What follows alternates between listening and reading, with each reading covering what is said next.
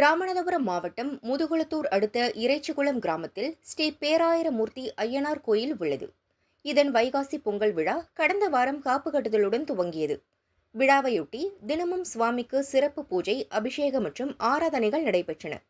இறைச்சிகுளம் கிராம மக்கள் விநாயகர் கோயிலில் இருந்து பால்குடங்களை தலையில் சுமந்தவாறு 1 கிலோமீட்டர் தொலைவில் உள்ள பேராயிரமூர்த்தி ஐயனார் கோயிலுக்கு வந்தனர்.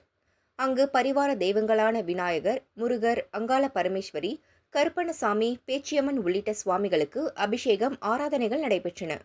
7 ஆண்டுகளுக்கு பின் நடக்கும் விழா என்பதால் ஆயிரக்கணக்கான பக்தர்கள் கலந்து கொண்டு சாமி தரிசனம் செய்தனர். அன்னதானம் வழங்கப்பட்டது.